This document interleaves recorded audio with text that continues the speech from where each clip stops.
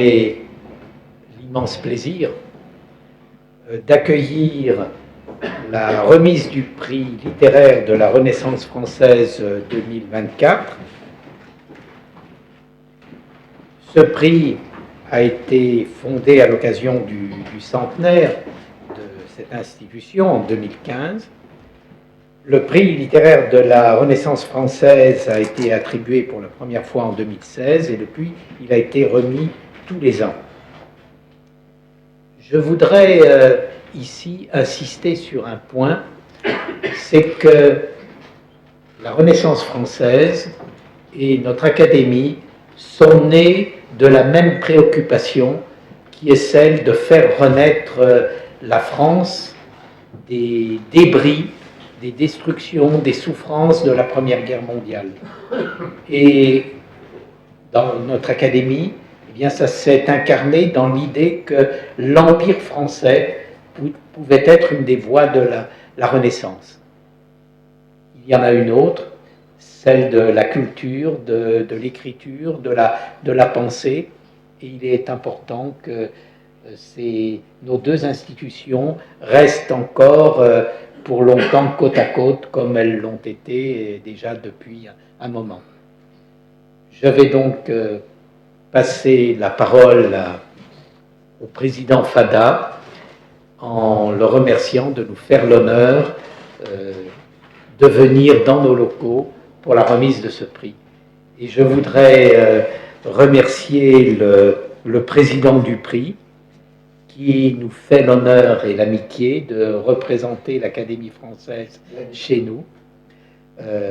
Nous y sommes d'autant plus sensibles que vous savez que l'un de nos académiciens, Boualem Sansal, a été arrêté par le gouvernement algérien et à vrai dire, nous ne savons pas quel sera son sort. L'Académie française s'est exprimée à travers 30 voix autorisées et nous-mêmes avons fait la même démarche.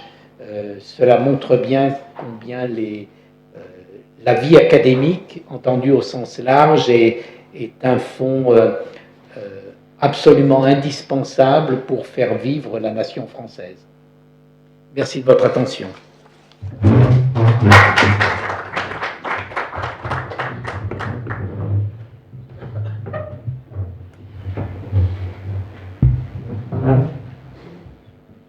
Mes très sincères remerciements, cher secrétaire perpétuel. Comme toujours, vous avez le mot juste. Merci infiniment. Donc, monsieur le secrétaire perpétuel, monsieur le président du jury, monsieur Daniel Rondeau de l'Académie française, madame la présidente de la commission des prix, madame Carole Daguerre, membre du jury du prix littéraire de la Renaissance française, mesdames, messieurs, chers amis. Je veux tout d'abord remercier le secrétaire perpétuel pour son accueil ici, dans cette académie et dans ce lieu. Et je veux aussi dire tout le plaisir que j'ai à vous voir ce soir, parce que cette cérémonie n'a lieu qu'une fois par an, et elle est pour nous fort importante. Le lauréat en sait quelque chose, je pense. La Renaissance française, depuis 2011, remet chaque année un prix en cette académie. Le prix La Renaissance française, qui est attribué à un ouvrage ou des travaux, je lis, mettant en valeur la langue, la littérature française ou la culture francophone en France ou à l'étranger. Cette année, il sera remis dans quelques jours à une écrivaine rwandaise. Par ailleurs, depuis 2014, notre institution remet chaque année à un écrivain confirmé la médaille d'or de la Renaissance française pour l'ensemble de son œuvre. Le premier à l'avoir reçu a été un Algérien, Boualem Sansal. Je saisis cette occasion, comme vous l'avez fait, cher secrétaire perpétuel, pour lui exprimer, même si il est peu probable qu'il nous entende, pour lui exprimer notre solidarité et lui dire combien nous pensons à lui, prisonnier innocent, dans un lieu que nous n'osons imaginer.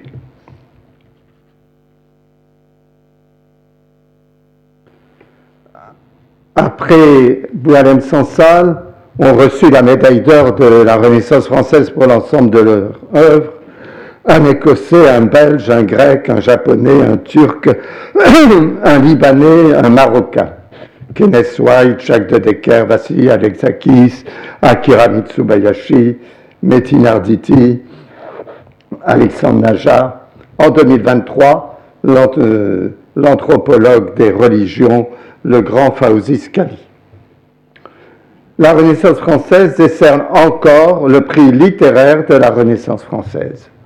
Fondé à l'occasion du centenaire de notre institution en 2015, le prix littéraire de la Renaissance française a été attribué pour la première fois en 2016. Depuis lors, il a été remis tous les ans. En 2024, il est donc remis pour la 9e fois.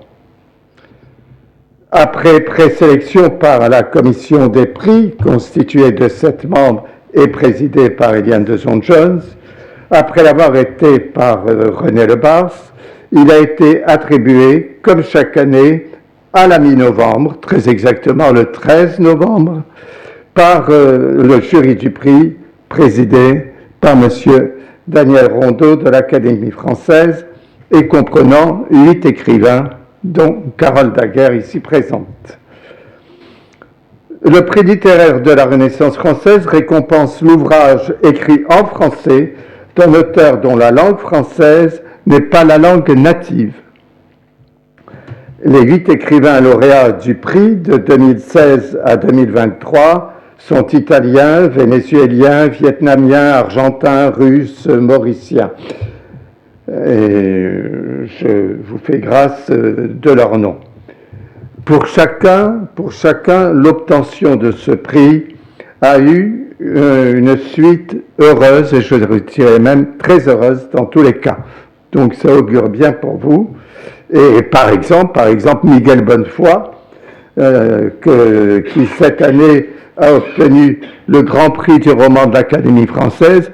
Tous mes compliments, Monsieur l'Immortel, et a reçu le Grand Prix du roman de l'Académie française, a été lauréat de notre prix en 2017 pour Sucre Noir.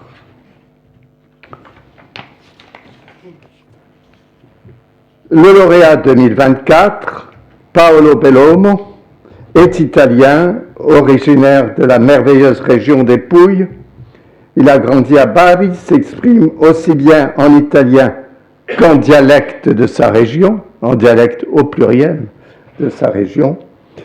Et je dois dire que nous qui sommes de grands défenseurs à la Renaissance française, de grands défenseurs des langues minoritaires, nous ne pouvons que nous réjouir de cette importance que vous accordez au dialecte des Pouilles. Après des études littéraires à Bari, vous vous êtes installé en 2011 à Paris, où vous avez soutenu une thèse de doctorat en littérature comparée. Faël et les histoires du monde est l'ouvrage qui vous a valu le prix qui vous sera remis dans un instant, mais auparavant, c'est la présidente de la commission des prix. Cette année, ce n'est pas moi. J'ai demandé à la présidente de la commission des prix de bien vouloir faire le discours de présentation du lauréat et de son œuvre. Elle l'a accepté et je l'en remercie. C'est donc elle qui va parler de vous et de votre œuvre. Ensuite, évidemment, ce sera le président du jury qui s'exprimera, puis le lauréat, s'il le souhaite. Je vous remercie.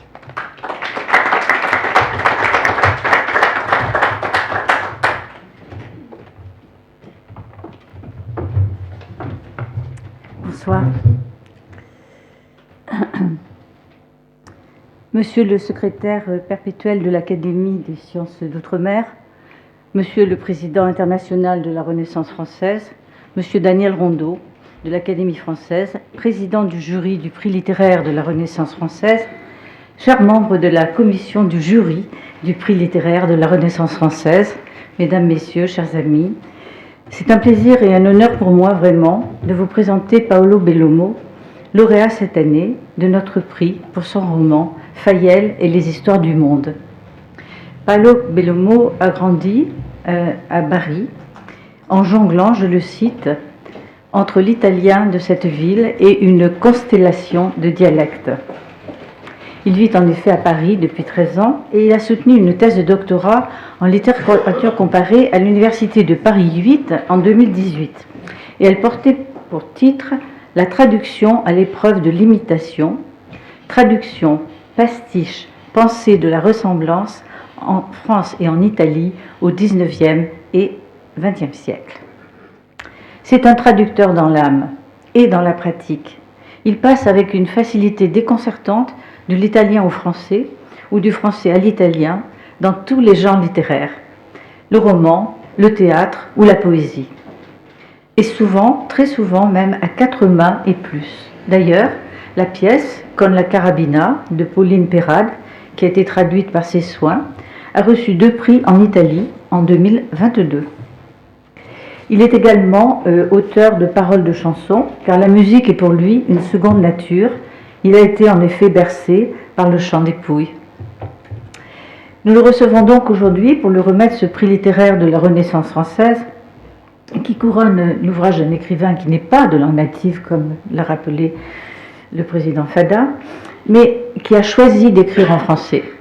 Et c'est bien un choix, ce choix qu'a fait Paolo Bellomo pour son premier roman, Fayel et les histoires du monde, en août dernier publié par les éditions du Tripode, dont le directeur Frédéric Martin est parmi nous. Ce fut d'abord, ce livre, une pièce de théâtre. Ça a failli devenir un opéra, en collaboration avec Jacopo Raffaele, et puis soudain, il y a 2 ans, environ je crois, je cite l'auteur, « Le petit Fayel a commencé à me parler et au bout de 4 pages, je me suis dit que j'étais en train d'écrire des choses qui n'allaient pas pouvoir se passer sur scène. Au bout de 10, j'ai compris que c'était sans doute un roman et j'ai continué. » Tout romancier reconnaîtra ce phénomène de prise de parole soudaine de l'un de ses personnages, comme si c'était une personne qui lui enjoint de l'écouter. Fayel, ce roman choral, nous a enchantés par la virtuosité de son style, qui fait parler plusieurs langues, dont celle des oiseaux, des loups et des rats, entre autres, et il est émaillé de fragments poétiques et empreint d'une musicalité tout à fait extraordinaire qui nous plonge dans un univers où l'étrange côtoie le quotidien comme naturellement. Il s'agit d'une histoire du monde que l'on ne connaît hélas que trop bien, puisqu'elle raconte celle d'une famille qui, face à un acte criminel et à l'oppression et à l'injustice, doit prendre les routes de l'exil et se construire ailleurs, autrement, avant de trouver son vrai lieu. Elle est racontée par plusieurs personnages dont les noms dépaysent: Sisine, Fayel, Frangui, Bâtisseur, Nénel, et elle concerne le pouvoir avec un P majuscule. L'explication nous en a été donnée par Paolo Bellomo lui-même, je cite, « J'ai voulu plonger le lecteur français au milieu de noms qui le transportent loin de chez lui et en même temps en un lieu imprécisé. Ce sont tous des prénoms existants, orthographiés comme ils se prononcent et comme l'on fait pour les cultures orales. C'est de là qu'ils viennent. Fayel, c'est Raphaël. Sisine, c'est Thérèse. Faloud, c'est Noël, par exemple. Et les noms de famille aussi. Parce que nous lisons toujours un livre avec le souvenir d'ouvrages antérieurs, Fayel et les histoires du monde nous fait immanquablement penser à un réalisme magique à la française qui se ferait l'écho de Gabriel Garcia Marquez ou Julio Cortázar, mais aussi de Dostoïevski. Paolo Bellomo fait ainsi se rencontrer dans son imaginaire les univers de l'ancien et du nouveau monde, en les enfermant dans ce que Marcel Proust appelle les anneaux nécessaires d'un beau style. Proust était l'ami de Guillaume Hanoteau, qui fut membre du premier bureau de l'Académie des sciences de l'Outre-mer en 1923. Et on me pardonnera donc de le citer une seconde fois, ici avec cette phrase du temps retrouvé, qui semble avoir été écrite expressément pour le premier roman de Paolo Bellomo, ce livre essentiel, le seul livre vrai.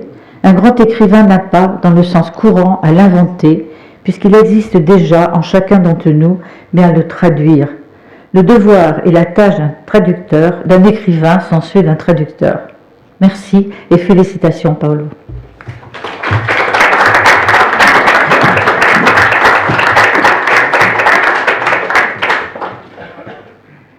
Je demande maintenant à Monsieur le Président du jury de bien vouloir s'exprimer.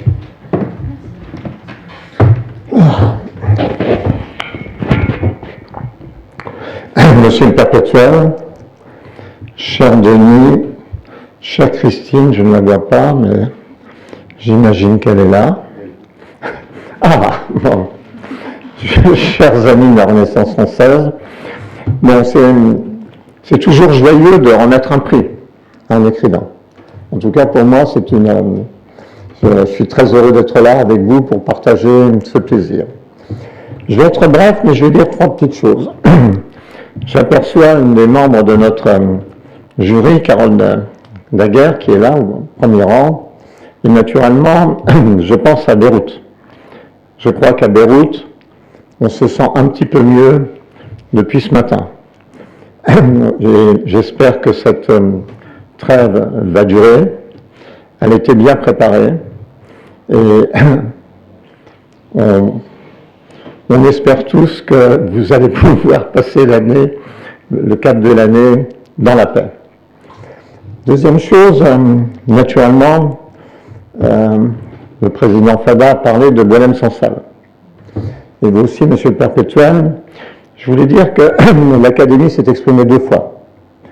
Elle s'est exprimée par la bouche des 30 lauréats du Grand Prix du roman de l'Académie, qui ont écrit un texte pour marquer leur solidarité. Je crois que c'est le minimum que les écrivains ont à faire, c'est de parler et d'écrire. Ce sont nos armes, et c'est avec ces armes-là, l'écrit et la parole, que nous pouvons tenter d'aider Boualem-Sansal. Par ailleurs, l'Académie a publié un texte autonome, rappelant que nous avions distingué déjà par 2 fois Boualem-Sansal. Un grand prix du roman et un grand prix de la francophonie. Boualem-Sansal, chacun le sait, est un homme de courage et de conviction, et tous les académiciens espèrent que cet homme va pouvoir retrouver rapidement la vie qui était la sienne, qui était une vie où il a manifesté une volonté obstinée, toujours à la fois d'écrire et de ne pas subir. Donc, nous n'avons pas de nouvelles, les nouvelles sont personne n'en a, en fait. Donc, on sait qu'il est dans une mauvaise passe, et il faut continuer, il faudra continuer à parler et à écrire pour le soutenir. C'est ce que nous pouvons faire, en tout cas. Troisièmement, Paolo.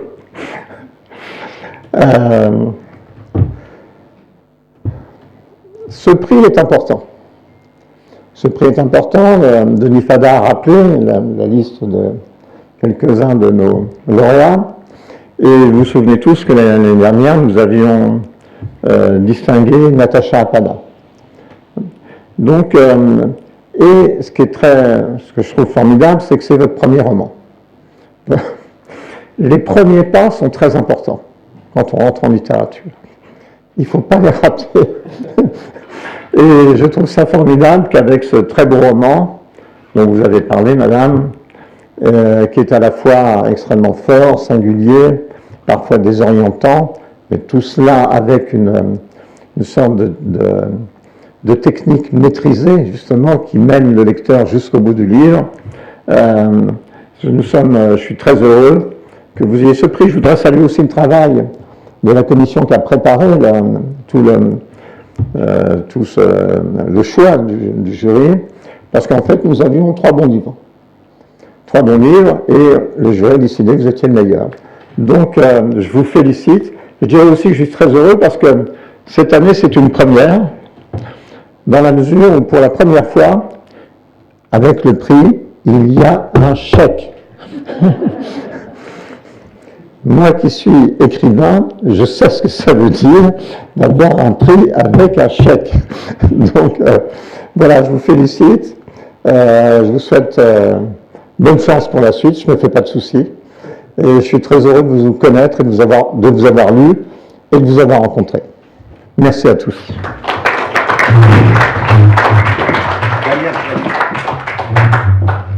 Ça va ? Ah bah avec plaisir. Donc je vous demande de vous approcher, c'est le lauréat du prix.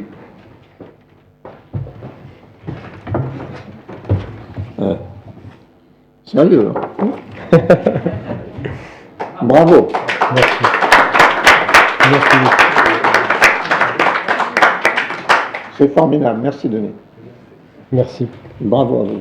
Merci. Et nous lui remettons maintenant le diplôme qui accompagne. Merci. Ça compte aussi. Hein. Bah oui. Merci. Bon, bravo. À bientôt. Merci.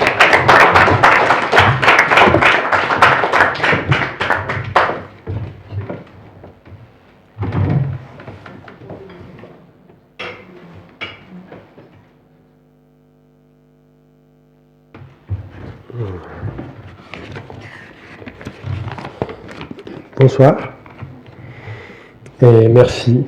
Merci à la Renaissance française, merci à ses membres, merci au jury.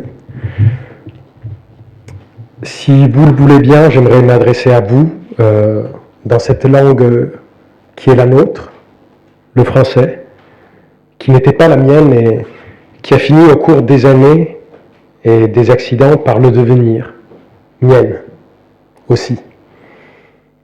Je parle d'accident parce que je crois que rien, au fond, me prédestinait à mâcher et à articuler devant vous de tels sons, de telles sonorités.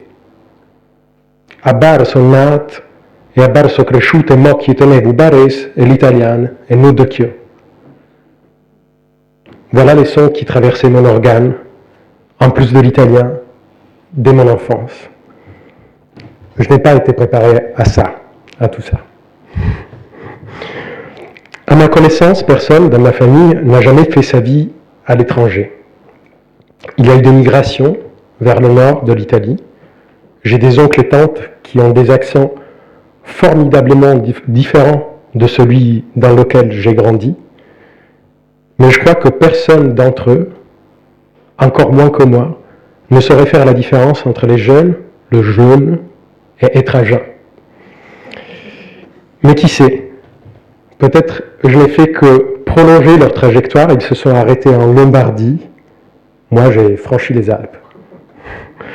Ils ont en quelque sorte ouvert la voie. Lorsque on écrit dans une langue dans laquelle on n'a pas grandi, souvent les gens ne vous cachent pas leur admiration. Après un premier moment où mon ego est très flatté, cela me questionne toujours. Que dit cette admiration, cette surprise? Cela soulève chez moi au moins 3 questions. La question de l'appartenance, la question de la maîtrise et la question de la légitimité. Je vais commencer par cette dernière. Est-ce que je suis tout aussi légitime que des locuteurs francophones de naissance à écrire en français? Est-ce que je suis tout aussi légitime que beaucoup d'entre vous, pas la totalité? Ici, parmi nous, ce soir, la réponse peut paraître évidente. Votre prix est là pour ça. Mais nous savons bien que cette évidence n'est pas si répandue que cela. Peut-on parler sans gommer son accent et être aussi bien entendu que les autres? Rien n'est moins sûr. Donc merci, encore une fois, au prix de la Renaissance française pour travailler à renforcer cette légitimité. J'espère que des entreprises comme la vôtre pourront permettre au plus grand nombre d'envisager la langue étrangère comme un terrain de jeu, dans lequel l'on peut s'aventurer sans danger, jusqu'à le rendre familier à soi. Et si je parle de terrain de jeu, c'est parce que je crois qu'il faut néanmoins questionner la façon dont on acquiert cette légitimité à s'exprimer dans une langue qui, au départ, n'est pas la nôtre. Est-ce qu'il faut faire preuve d'une certaine maîtrise, voire d'une maîtrise certaine, absolue, de la langue pour se sentir légitime, être reconnu comme légitime à écrire dans une langue étrangère? Je ne répondrai pas directement à cette question.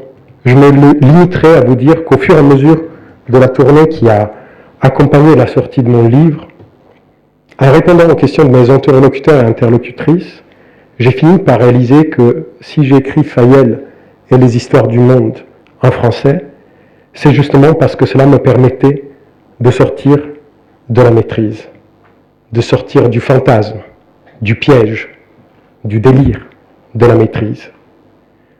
Lorsque j'écris dans une langue, dans l'une des langues dans lesquelles j'ai grandi, je peux déraisonnablement me dire que je maîtrise cette langue.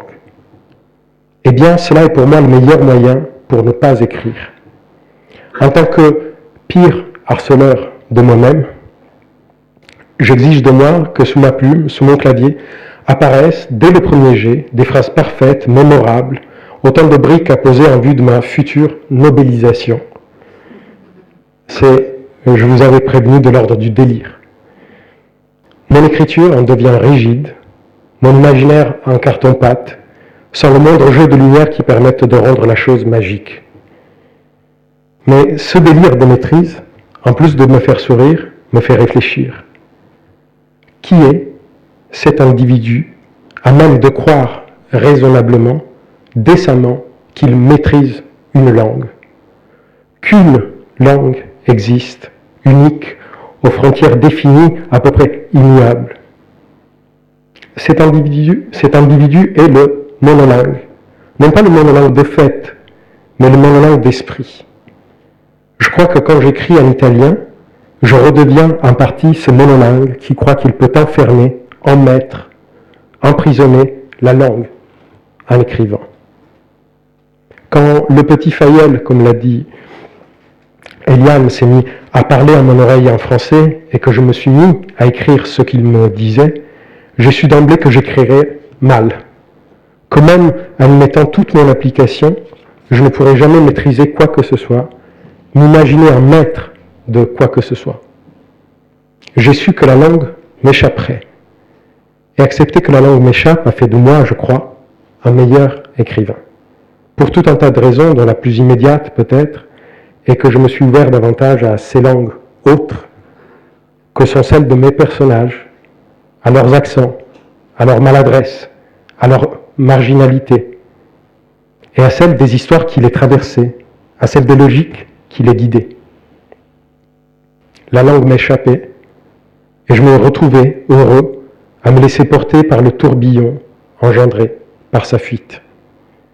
C'est seulement à ce moment-là que des accidents heureux ont pu se produire. 95% des personnages n'existaient pas dans mon idée de départ, 95% de ce qui se passe dans le roman n'existait pas. Il s'est produit cette chose formidable qui a fait que tout en écrivant dans les frontières de ce qu'on peut appeler le français, je suis redevenu un écrivain plurilingue. J'écrivais en présence de toutes les langues du monde. Et ma langue, le français, était vivante parce qu'elle débordait. Je crois profondément qu'une langue vivante, quelle qu'elle soit, déborde toujours. Qu'elle est d'abord et avant tout un débordement. Elle déborde les frontières des États, la francophonie le dit bien. Elle déborde les siècles, elle déborde les individus, les classes sociales, les tabous. Elle se laisse déborder par tout ce qui lui arrive, par les accents qui la parlent, par les pratiques qui la plient et par les émotions qui la transpercent. Je crois qu'une langue n'est vivante que si elle accepte sans cesse de renoncer à son unité, à son unicité, à son univocité. Et c'est à l'aune de cette vision des choses que je lis le nom du prix que vous me remettez aujourd'hui, la Renaissance française. Le français renaît à chaque fois que quelqu'un le parle, l'écrit. En récompensant un écrivain dont le français n'est pas la langue native, vous ne vous limitez pas à rendre légitime cette non-maîtrise de la langue, mais vous reconnaissez que la langue française renaît dans les mots, la parole, de celles et ceux qui la maîtrisent le moins, ou qui acceptent de sortir de la logique de la maîtrise, de se laisser peut-être et davantage toucher par elle. La langue renaît en quelque sorte à la marge, chez ces marginaux. Merci infiniment. Votre prix, votre reconnaissance, cette renaissance me touche, me font sentir davantage que le français est ma langue, que je la partage avec vous, et je suis heureux qu'elle nous permette de nous parler, de nous comprendre. Cela me fait sentir davantage mon appartenance à cette langue. Merci, merci à vous. Et j'aimerais terminer en vous parlant d'accent. J'ai été très touché par les lecteurs qui m'ont dit d'avoir senti un accent dans mon écriture. Dans un livre très fertile pour mon imagination, Alain Fleischer parle de l'accent comme d'une langue fantôme. Le signe qu'une autre langue était là avant, qui vient hanter la langue actuelle. C'est vrai pour nous, écrivains qui avons grandi dans une autre langue, mais quand on pense, cela peut être vrai aussi pour les accents régionaux. L'accent peut être la forme survivante d'un patois disparu, par exemple. L'écriture de Fayel et les histoires du monde est née de chants que j'ai écrits dans mon dialecte. Et l'une de mes lectrices les plus averties m'a dit que c'est pour elle le roman des voix des vaincus qui chantent dans le ventre de leur descendance. C'est le roman des langues oubliées ou perdues qui se ravivent au son des chants des rats et des oiseaux. Eh bien, j'aimerais vous lancer cette idée comme une note, un bourdon, à chanter tous ensemble, et à partir duquel chacun viendrait broder ses mélodies personnelles. Si l'accent est une langue fantôme, il existe alors, chez les écrivains et les écrivaines que vous récompensez, une forme de renaissance du français par la hantise. Merci. Merci infiniment.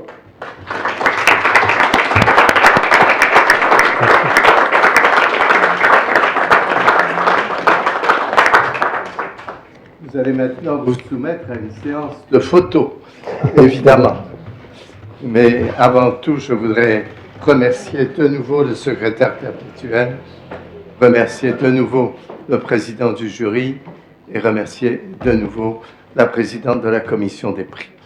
Et donc, avant que nous passions à côté, dans la salle Bourdary, qu'on appelait autrefois la salle des pas perdus, et pour le cocktail qui vous attend, la séance de photos. Merci, merci d'être venu.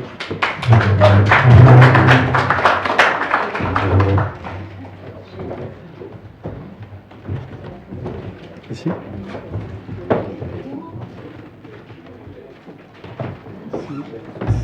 Alors. Ah oui, le diplôme en main, oui, bien sûr. Oui. Voilà. On ne peut pas s'y tromper.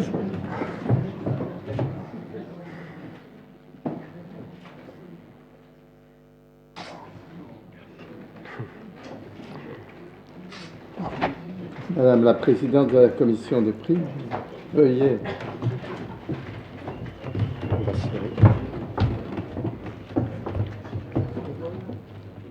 Est-ce qu'on vous voit? On me voit.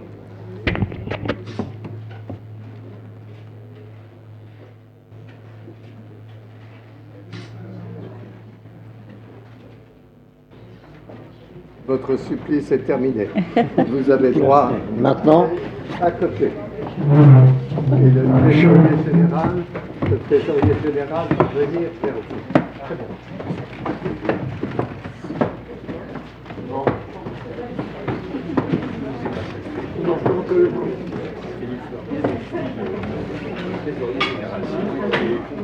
Ah bon, merci.